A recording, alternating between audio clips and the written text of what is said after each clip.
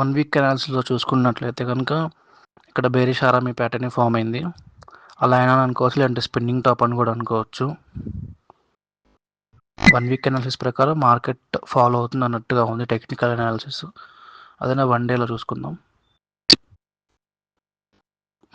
1 డేలో చూసుకుంటే కనుక ఇక్కడ క్లారిటీ లేదు.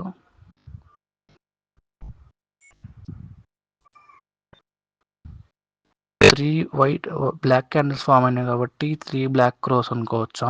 కాకపోతే పక్కనే ఫామ్ అయినాయి కానీ ఆర్డర్ సీక్వెన్స్ లేదు. ఓకే, 1 డే అనాలిసిస్ ప్రకారం క్లారిటీ లేదు. 4 అవర్స్ అనాలిసిస్లోకి వస్తే ఇక్కడ బుల్లిష్ ఆర్ఎంఏ ప్యాటర్న్ కానీ ట్విజర్ బాటమ్ కానీ ఫామ్ అయింది.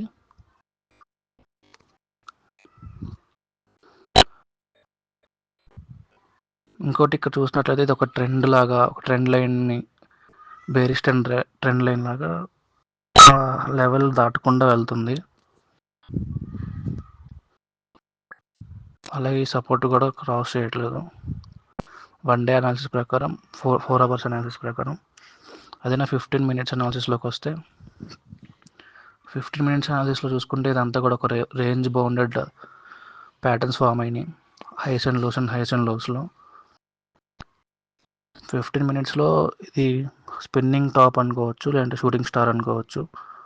ఇంకా ఈవినింగ్ స్టార్ ప్యాటర్న్ కూడా కనపడుతుంది.